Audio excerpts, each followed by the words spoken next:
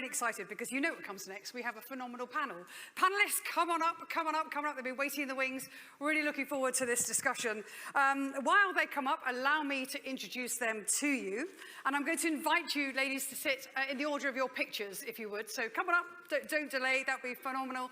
We've got pictures up there so we can easily identify you. I think it'll be easy to identify you, but please do sit in the order. So let me just walk you through. Hello, everybody, how are we? Session after lunch, love it. Very inspiring speakers so far, one of whom has come back again, which is phenomenal. So let me introduce you to them and them to you. So Anne-Marie, you'll forgive me if I move on beyond you, having heard you as a keynote speaker. I won't. You won't? No. Okay, so here's Anne-Marie's biography. It's quite long. That's fine. So secondly, also I'm delighted to welcome Jacqui Leggetter, who is the Head of Integration DWP Digital. So she has been working at DWP. She joined some 20 years ago, has undertaken various digital roles and worked on many transformation projects. As Head of Integration, she focuses on transforming integration services, moving away from supplier-delivered monolithic integration backbones into in-house agile teams, delivering modern API and event-driven integration. So, Jacqui, thank you very much for being with us. Great to have you here today. Bumbra, who is the founder of Structured People and Cajigo. She's a diversity consultant, advisor to organizations, speaker, and award-winning diversity champion. And she has been showcased as one of the most influential women in UK tech since 2017. Structured People is a diversity consultancy that helps organizations attract, develop, and retain talent, as you would expect. And she also sits on the Women in Business Board in Bristol, supporting the progression of women in the Southwest as well. There is much more beyond on all of these biographies. We're just going to just early highlights, if you would. Last but not least is Anna Brailsford, who's the CEO of Code First Girls, a social enterprise that looks to increase the number of women in tech by training women in IT skills and helping companies to develop more inclusive recruitment policies. Also, a board member for the Institute of Coding, and before joining Code First Girls, she was the CEO and the co-founder of Founders Factory that incubated ed tech startup Frisbee, and much, much more beyond. So a round of applause, please, to our panelists, if you will. Thank you very much. Welcome.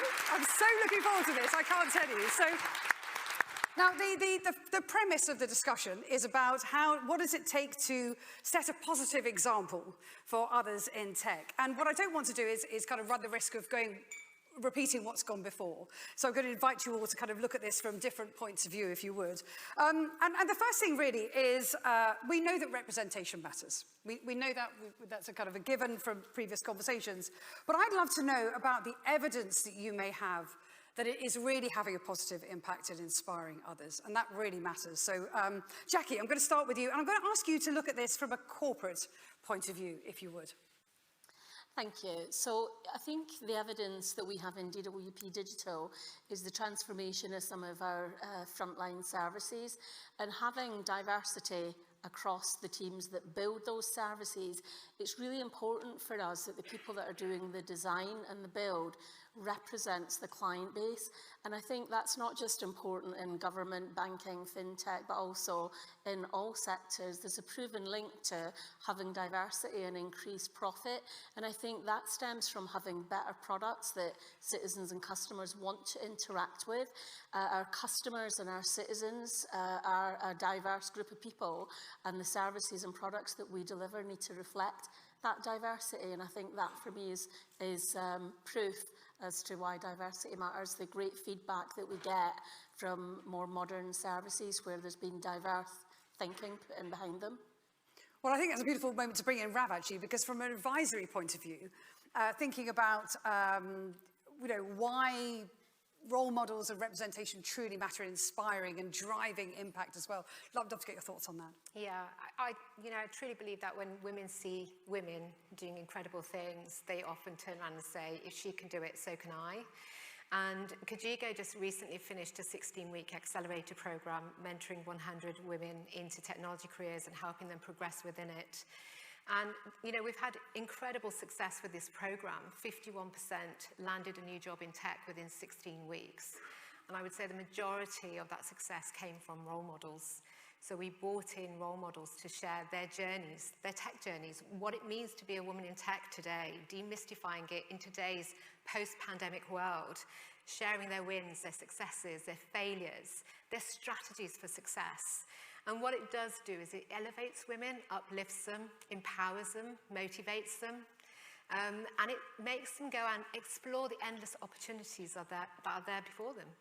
And I love the fact that within that conversation, and in fact I had a phenomenal conversation with somebody over lunch about actually role modelling positive failure. And I think that's really important. So when the role models come through, it's not only just about the successes, but it's the lived reality of everything that we're doing through that as well. But I do worry, actually, that while we talk about the conversation about role models, it can automatically become quite a lofty conversation. You know, very senior women who have got to very senior positions as well. And I wonder whether that's, in some regards, almost like a kind of it's a journey too far for some people. And whether we can make the concept of role modeling a little more accessible. And thinking through, is that just about finding role models from elsewhere in the organisation? And Anna, I'd love to get your thoughts on that. Well, I just wanted to comment, by the way, I love the fact we've got a bigger sofa. I mean, It's great, isn't it? how did this happen? Love the bigger sofa. Roomy. Love the big sofa. Roomy here. I've got a really subversive viewpoint on this, which is I actually think role models that are closer to the woman's age, in our view, can be more useful, dare I say it. We typically look for women that are 2 years into their career because they tend to be more relatable, particularly when you're looking at a technology career. So that's what we look for at Code First Girls. I'm going to even posit the opinion, and it is purely an opinion, just in case anybody's out there tweeting me at the moment, that role modeling with more senior people can actually be more useful to the senior person, which is effectively, I think, role modeling is a reciprocal process. And in many ways, more senior women benefit from being able to relate and empathize with potentially a younger woman, or indeed a senior man as well. Mm-hmm. So reverse mentoring is incredibly important. I think when it comes to more senior people, what might be more important than role modeling is actually sponsorship and executive sponsorship. Mm-hmm. So I think there needs to be a multifaceted approach here of role modeling with women with at least 2 years of experience in the role, and then the sponsorship at the executive level.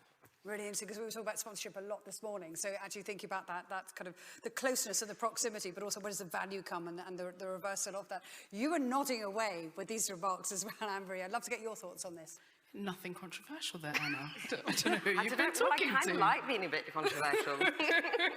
I mean, I completely agree. I mean, it's a really funny one. So we've been running, Stemettes is 10 next year. We've been running mentoring programs since almost the beginning. Mm-hmm. And it's always so interesting, so funny how the girls get a lot from it. We know that they get a lot from it, and the mentors get so much from it. Mm. And it's across so many different skills. It's that sphere of influence as well, that if you are 2 years in, you may have never had to, be in that position of leadership over someone. You may have never had to be given the space to listen. You may have never been given that space to influence in those particular ways. And so those are really big skills that they take back that they can then apply in their careers on their journey to manager, on their journey as a fellow, or whatever it might be. So I think, it's something that we see quite a lot. I mean, we have to remember that role modeling, it's a plethora, right? So it's not just the one, it's seeing lots of different folks. And so whether it's women, whether it's not, whether it's older women, whether it's younger women, mm-hmm. You are able to build up a picture, right? A perception that's more quality than it would be if you're just relying on Hollywood or TV or any of the other places you might see someone in technology. And so I think it's important for folks to see that diversity and see all of them. I think the other important thing to note is that everyone is a role model. We're kidding ourselves really if we say that person's a role model and they're not. You can be a role model for smoking, and it's like, actually, that person smokes a lot, and I see that that's a role model that I don't need to follow, and here's the reasons why I shouldn't be smoking. I hope no one feels attacked by what I've just said. Mm-hmm. But I think, it's important for us to also recognize that it's what you do, what you don't do, what you're good at, what you're not good at, and all of those things become, that part of that puzzle of here's what life could be, mm-hmm. here's what the options are, mm-hmm. and here's my proximity, or here's the overlaps that I have, or things I have in common with that role model, And so where we see the power at Stemettes is, and I've got this across the book actually, the different stories that I tell, it's very different people. They all touch tech, but one was a trained dancer. Someone else did computer science at university and wanted to turn fashion into tech, and that's now being used at airports for security, right? And I think it's about people understanding tech is about options. There's a lot of space in technology, and so actually it's using those role models to almost help you guide and navigate through what your path should be to your potential. And so we have to remember all of us are role models, whether we like it or not, unfortunately. Yeah, so own it, basically. Everybody should own their role model status. But it's really interesting that, because I talk to a lot of leaders about the importance of not necessarily looking in your own lane. So the whole point about, the wonderful thing about technology is it's so transversal. There's about looking at other sectors as well for role models in other areas to inspire. But what I tend to find, though, is, and I just want to pick up on that point about it's all different types of people, is they tend, I don't know whether you picked up on this, but we've got quite an energetic couple of sofas here of people who are, outspoken, very confident women, out on platforms speaking. But there is a role for quieter individuals as well. And I wondered whether we could just talk a little bit about what is the role of quieter daily impact, and particularly how you see role modeling like that revealing itself every day. Raf, can I get your thoughts first? Yeah, I think anyone who's new to the industry is going to ask themselves, what is a role model? Have we ever identified what it means to be a role model to someone who's just broken into the industry? So anyone who's left university, who's coming straight in, not only are they starting a new job, all of a sudden there's that stress on them that now you're a role model and you have to go and inspire a new generation of girls into technology. So I think that actually puts them into a shell. From when we've been talking to younger people breaking into the industry, it's like, I'm doing all these things, but surely I haven't got what it takes to be a role model. So there's that whole confidence piece as well. So what are we doing to help these young girls develop their skills, but also understand that they have got some great experience to share with those people who are rising behind them. And that's really what I think we need to start working on right now, and matching them up with mentors as well. So those women who have moved into junior positions, who have been there in those positions before, I think would be really good to match them up and help them become, role models that they need to be in the organisation. And so often it's about sort of finding your voice and finding your legitimacy and finding, it's what a remark that kind of Laura made earlier about kind of finding your worth in so many ways as well. But Jacqui, I wonder if I could sort of bring you in with a quick thought on this about influence, spheres of influence, as Anne-Marie was saying earlier. And these spheres kind of knock on into other areas as well. I'd love to hear some examples from you about where influence in one area has had a knock-on impact into another area. Your thoughts on that? Yeah, I think it was interesting hearing you talk about the spheres of influence. I talk a lot about women in digital and behaviours at work and development, etc. And I'm a well-recognised face and voice across the organisation and in some cross-government departments as well. And sometimes you forget that sphere of influence is really far-reaching. And there are things that I do when I'm doing induction of new managers who may not know a lot of people in the organisation, to remind them to nod and say good morning, whether you know the person or not, because you will be remembered for not saying good morning. You might not be remembered for saying good morning, but you will definitely be remembered. And it's those quiet, unassuming behaviours that we need to remember to role model politeness and saying hello and stopping and having a chat at the coffee station, having your camera on during the Teams calls now that we're all in hybrid working is really important. So even if you are a bit more of an introvert and maybe not comfortable speaking in big public sessions like this, switch your camera on, be present with the group of people who you're talking to and demonstrate those good behaviours. In DWP Digital, we're really fortunate. We have a couple of programmes that help women build confidence to speak. So we have Digital Voices, and we have a Women in Digital's network where we'll buddy women up, and it's particularly been powerful for some of our new apprentices coming through right at the start of their career, who will listen to us speak and go, oh my God, I could never do that. But actually when we bring them into the Digital Voices programme and they get the opportunity to speak to a small team of people, or we'll encourage them to write a blog. This blog is this big secret thing that they'll never be able to do, and we just help them to grow confidence.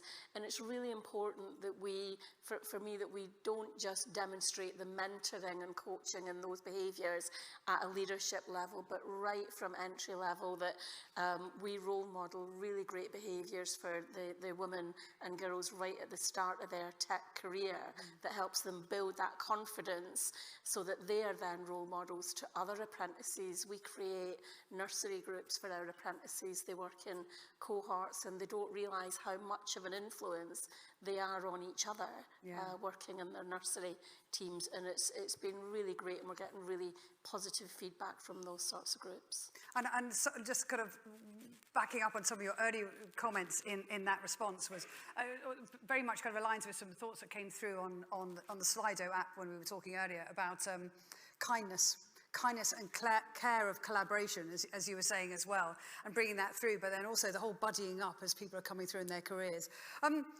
So Anna, I'm really sort of want people to take away some really practical things from this session as well. Love to get your thoughts about what advice would you give every single person in this room to own their power? You know, you have the power of a role model. What advice would you give them? What advice would I give? Don't make it a vanity project. Don't make it a vanity project. I mean that quite seriously. I think it's in danger of becoming a vanity project sometimes. Personally, we don't call our Code First Girls community mentors. We call them confidence coaches. So we have literally an army of women that we train up at that 2-year point. We've discovered that if we prep those women before they go into a job interview with one of our confidence coaches, who's been there before, who's relatable, been through the program, they are 10 times more likely to land the job than if they don't go through that process.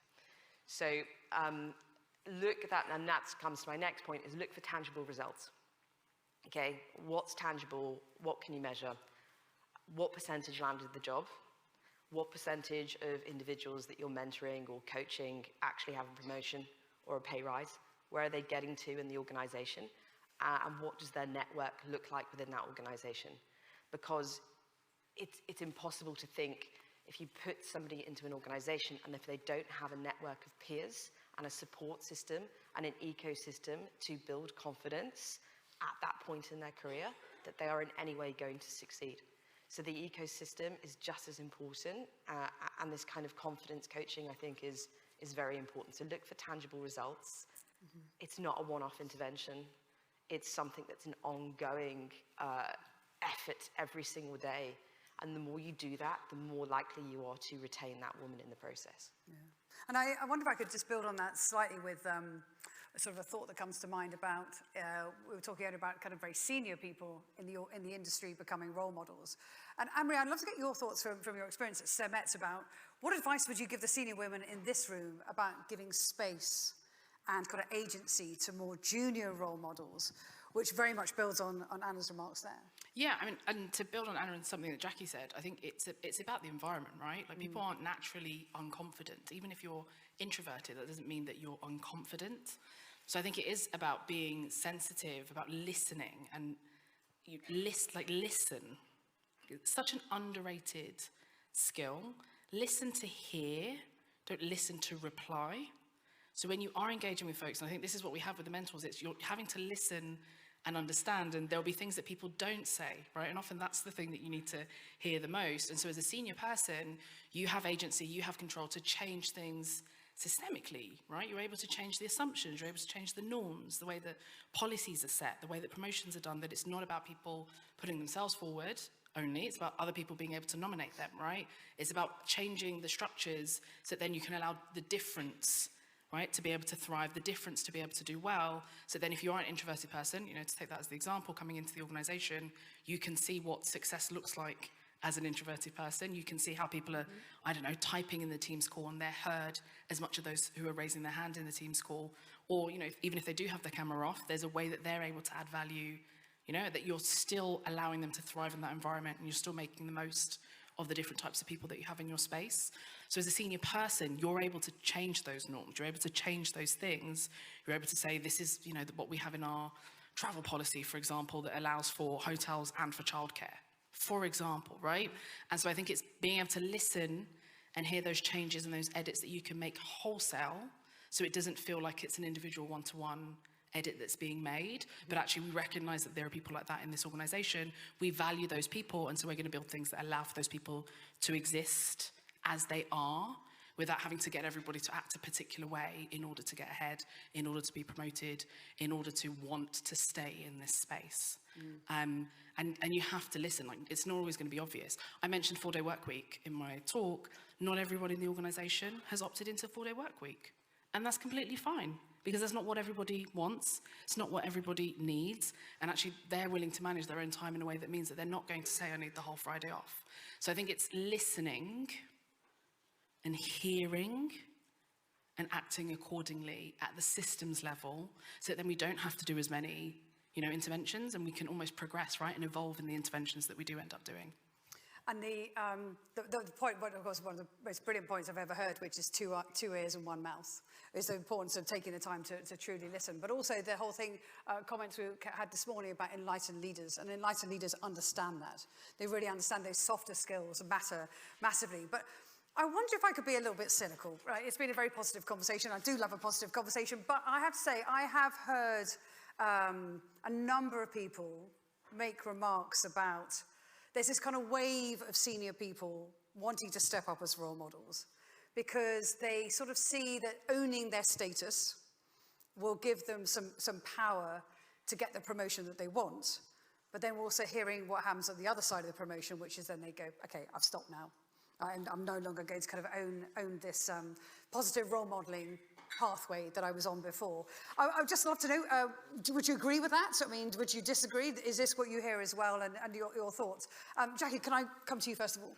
I think it's a fair point. I think as people reach the top end of their career, they become so embroiled in the day job that some of the softer stuff that really matters disappears. And I think organisationally, we need to value the input and time spent on levelling up and making sure that it's a core part of your how you measure yourself, how you measure your organisation.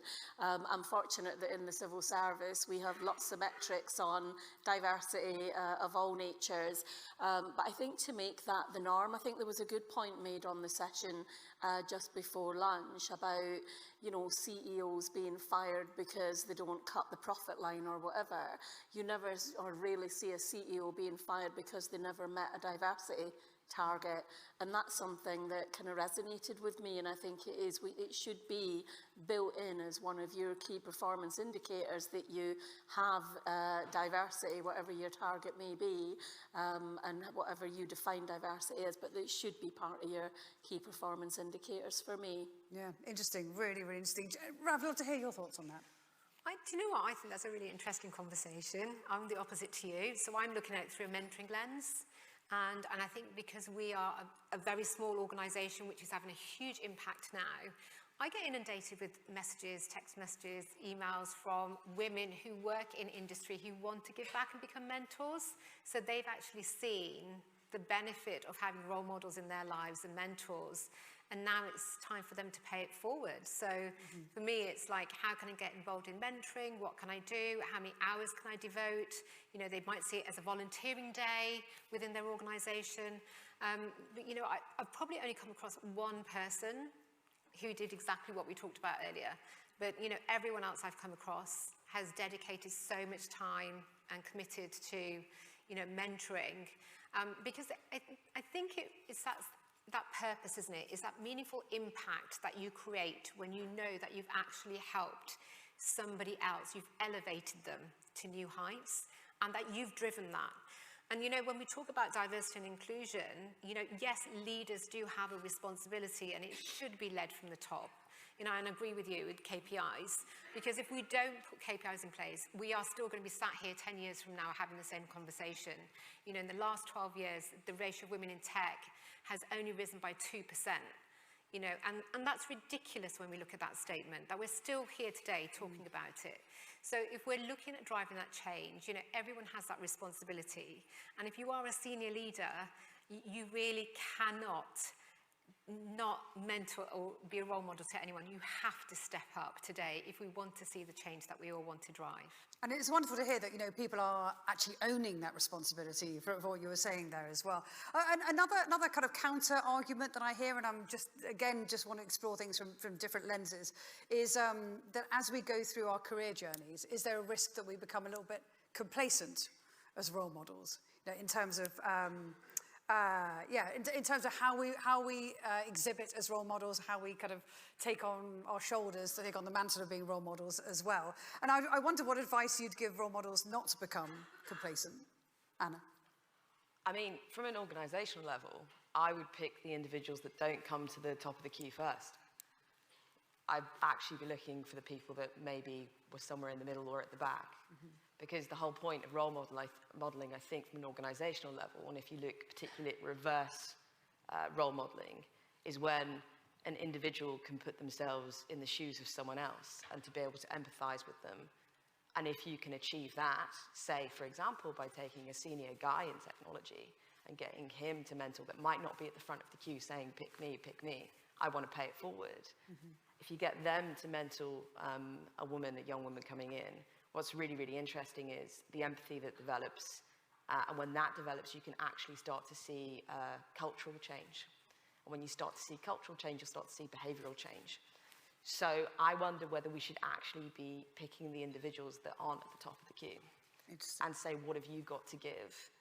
Why aren't you in this? And actually what's really interesting, if you ask most guys, right, most senior guys, they're like, well, what have I possibly got to give? How could any young woman relate to me? That's not the point. The point is closing the gap, it's closing the gulf, and it's putting yourself in someone else's shoes. And I think that's probably the most powerful thing in terms of change from an organisational level that we can achieve. And I can't help but think back to the comment that came out of the earlier panel about the missing middle. You know, we tend to look at the high performers, we look at the kind of perhaps the loudest people, perhaps we look at the people who have kind of done the most in their careers, but it's that middle group that actually have enormous potential to give, and it's interesting you bring them to the front of the queue. I'd really love to get your thoughts on this as well. I think we should make sure that we don't have double standards on all of this. And I think it's a fun one to kind of consider what we think of, or what we expect of women who are in senior leadership versus what we expect of men who are in senior leadership. And saying, actually, if they're a woman that's done all the role modelling and they've, you know, been out there and they've been public, then when they get to C-suite or when they get to, you know, top of the ladder, we want them to be doing all the things that we would never challenge the men on not having done on their way up or while they're there. Mm-hmm. So I think that would be the thing I'd say, okay, cool, like if we're pointing the finger in one direction, who else should we be pointing that finger at? Who else should we be holding accountable? And who else should we, be asking the same question to? But I think the other thing, though, is, as we said, you as a senior person gain the most from the mentoring. You as a senior person gain the most from the role modelling. You as a senior person gain the most from the insights and being close to your organisation, right? Knowing what the cultural levers are, knowing who is coming up, is successful. So that when you cherry pick, or when you do your sponsorship piece, you're sponsoring someone who you know is going to be great because you've been part of that nurturing, and you know they're going to do a good job because you know who they are, right? Mm-hmm. And so I think you also have to see it that side, that role model, if they do really pull back and stop doing that when they're at the top, they're losing, as well as the people that they should have been sponsoring and they should have been engaging with. But we should hold people accountable and hold them to the same level.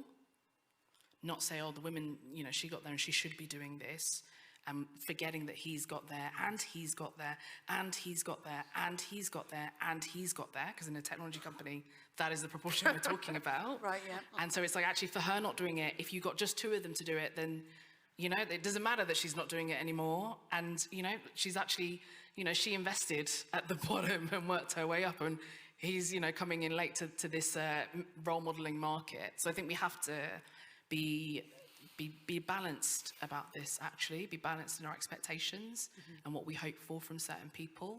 And, we're only human at any given point anyway. And, I feel like I say this several times a week, like, we're not Jesus Christ. I didn't come to save your lives and save your sins. And so you can't put everything in one person and hope that one person is going to do it forever and consistently always do that every day, all day. So yeah, that's my piece. And there's a degree there of kind of reality, fallibility, and priority in some regards as well. And that also kind of builds on the comments that we heard this morning about, it is a two-way relationship, particularly when we think about mentoring and sponsorship. And I don't want to go backwards because we've talked about that a lot this morning, but it is very much a kind of a two-way dynamic as well. I love to kind of push the conversation on just one notch further as we go into the final section about this, which is, what advice would you give the audience about reaching further? I talked about kind of reaching beyond our lanes because that's a great thing about technology, but taking on extracurricular activities. We talk about how busy everybody is, but the value of that in helping you elevate your career. Jacqui, I'd love to come to you first of all for your thoughts on that. Yeah, I think just reflecting on diversity of thinking, and if you just stay in your own lane within the job role that you do, even if you are doing all the role modelling and mentoring, if you're just siloing yourself into your job and your company, you're really infringing your own diverse thinking. I'm a great advocate for volunteering. I've done for years and years volunteering with underprivileged teenagers that are in difficult circumstances. And I have to say, much as the teenage kids appreciate that, I get more from that than they do. The reverse mentoring that you mentioned is really powerful, and it makes me think about not just on coaching and mentoring techniques, but actually the value and the giving back. And we all get something from that giving back, being it in the workplace or in a voluntary situation. And you learn so much more about people, and leadership is about people and empathy, and you can learn so much more out of the workplace in a volunteering sector than you can in the workplace for me. Rav, your thoughts on this as well? I echo everything that Jacqui said there, but I'd also like to add that, you can progress and elevate your career at the same time. It's so gratifying when you see the impact of your actions. And so, I would recommend everyone to do some kind of mentoring, helping someone within the organisation or externally. There's 3 companies sat here, come and join one of our organisations and become a mentor. You'll change lives and you'll make a difference. But also, go into a local school and, talk about your journey into tech. But bring the conversation down to someone who can understand it, no tech jargon. And also, get involved with hackathons. It's a great way to build new skills, problem-solving skills. Being a woman in tech is about lifelong learning and expanding those networks. And I think, when you're doing things like that, it really does introduce you to new networks and new skills. Yeah, and Anne-Marie, when we think about sort of those the impact of going out into other communities and building relationships to the pipeline, let's call it the pipeline, and then also, in the community in the pipeline, really. I'm very curious to know sort of how early you'd recommend that executives in their career should start thinking proactively about this, and any practical advice you'd give any early entrant executives coming into the technology industry. Do you mean executive like when they've just First jobbers, second jobbers, okay, cool. on their career pathways. And the question was for those people, sorry. Oh no, so how early should people start thinking? Oh, start as soon as. I mean, we have Stemettes that come back and they mentor at hackathons. Like, everyone has, there's something, that everybody has something they know that someone else wishes they knew. Everyone's sat in a seat that someone else wishes they were sat in. So there's at any point in your career, you can go and you can help. You can influence, you can mentor, you can support, you can spread the word, you can talk to a niche, you can, at Christmas, sit down and, let's play tech project, let's play agile project, right? So I think it's something you can do at any point. That's exactly what I'm doing. That's your Christmas 25th of December, you all know what I'm doing, 2 o'clock. I think it's important to do that. I think the other thing though is work with others, right? Collaborate. As Rav said, there's organizations here who have been doing this for a long time, know what we're doing in terms of structures, in terms of formats, in terms of accessing the young people. And so actually, not everybody is a gifted communicator the first time that they do it, and so do work with others. I wanted to go back actually to the question about balancing kind of what you do, right? And this is something that, I don't think anyone has it figured out. I'm going to be controversial and say that. I don't think anyone has that idea of balance figured out. I think it ebbs and it flows. You go through seasons. And there will be some time that you have the capacity to volunteer. There'll be other times you don't have the capacity to volunteer and you keep doing it anyway. And there'll be other times that you really don't have the capacity to volunteer and you're really not going to be able to do it. And you can't beat yourself up about it. That actually, we're all humans. Again, at the end of the day, things come and they go. So I think that'd be the thing, is as much as you can, experiment with your extracurriculars. Like, do the things that you enjoy, do the things that are scary to you, do the things that will be new, do the things that will take you to somewhere different, do the things that are in your comfort zone. And have a nice mix, right? Variety is the spice of life. And so I think throughout your career, look for all the different types of extracurriculars, and there'll be some that will come up again and again and again. And there'll be others you'll do once, you'll learn a lesson from them, and you'll be like, never again will I go and sit with 150 15-year-olds and try and convince them, you know, and it's the fun of life. So I think you've got to try it, learn from it, build, measure, iterate, and always be trying something new, always be looking out for something new, because you never know. I think this is the thing. You can go into it thinking you're going to get something, you're going to get whatever, but you'll never know until you've done it, until you've experienced it. And every time you sit down with a new person, there'll be something new. I'm sure confidence coaches come back all the time. They're like, oh my goodness, and she said this. What does that mean? And we're like, okay, cool. Like, you know, let's figure it out. This is the new part of what we're doing. So I think it's important for everyone to see that we're not doing this all day, every day. We have our off days, right, Rav? Anna, we have our off day. You know, 100%. like, it comes and it goes. And so I think give yourself the grace as well to have the ups and the downs in the extracurriculars, but keep coming back to them, because like we said, it pays back in dividends for you personally. It's not a reason to do it, but it does pay back. The only other thing, and I've got a bit in the book about this, is I also do wild card things. Wild card things. Go Yeah, on. you know, and it's like, this isn't one of them, because Vanessa's great, so it's not a wild card, but there's some things where it's like I turn up and I'm like, I have no idea why I'm here. Yeah. Normally it involves free food. So I've come for the free food, and it will take a month. Sometimes it takes 2 months. Sometimes it's a year later I bump into them and it's like, oh my goodness, that's what I've been looking for. As if I was at this random dinner in this random place talking to these random people, and that was where that thing just finally crystallized. And it won't be I gained something, it'll be I just now understand that and have a really deep understanding of that thing because of that experience. And that's gonna, you know, I'm gonna smile, I'm gonna, you know, sleep a little bit longer this week because I did that dinner one time and got free food and then got that insight. So look out for the what serendipity, that's the word. Yeah. Yes. And actually, we're going to almost have a whole panel on the serendipity of what we learn in the industry. And I'd love to see us out with your kind of thoughts about, you know, what advice do you give young executives about how to get involved, how to own their power, their agency as role models, and how to enrich their lives? So Code First Girls is obviously really quite well known now for that early careers space, training women up and placing them in jobs, right, in the early careers pipeline. And as the community became more and more mature, I think, like I mentioned, we're like, wow, we've got all these women at that sort of 2 to 5 year space, which is a really critical juncture actually for women in technology. So we're like, so how do we utilize this part of the community, but also help this part of the community? So one side of it is, right, how do we create programs for them, right, to help retain and attract that sort of segment of talent. But one thing that really, really surprised me was that reciprocity that we were talking about when you get senior execs and women just coming in, we sort of see that reciprocity as well between that mid sort of 2 to 5 year space and the women just coming in a couple of different ways. So the first is obviously the confidence coaching, which is massive. By the way, role play and humor is incredibly important. I can't stress that enough because what it creates and what we try to create with that relationship between that kind of mid-career space and the early talent space is complete authenticity, which is one of the most important things you can ever foster, incidentally. And if you can have a laugh along the way, it's absolutely critical. But the second thing that I've noticed is enabling those women in our community to become instructors. And by the way, we pay all our instructors now, so we actually moved on from the volunteer model, and we said that you should be paid for what you do.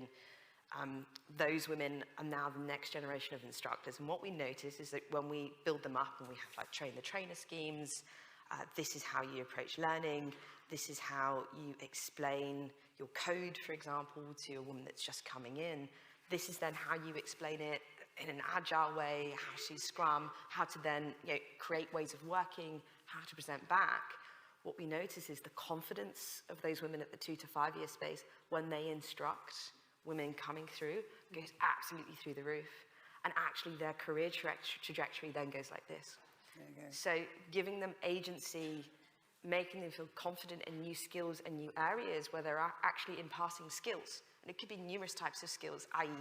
this is my career trajectory, vis-a-vis this is actually how you can code this, this, and this is how you do it in a virtual environment. Honestly, it is an absolute game changer for women on that sort of bigger space as well. So my answer to you is as early as possible. And if you can catch them in that 2 to 5 year space and have them pay it forward in different ways where they feel like they're building their skill sets, you will retain and grow that talent pool as well. Yeah, I have to say, phenomenal discussion, because we've basically explored the whole question about agency and role modelling from so many different points of view. Also think about it from perhaps a slightly cynical point of view, in terms of how we just make sure that it remains authentic, it remains real. We think about everyday priorities and realities of being a role model. And then also, you can never start young enough. Please join me in thanking the panellists. Thank you very much indeed, they're wonderful. Great. Would you like to make your way? That'd be great. Thank you.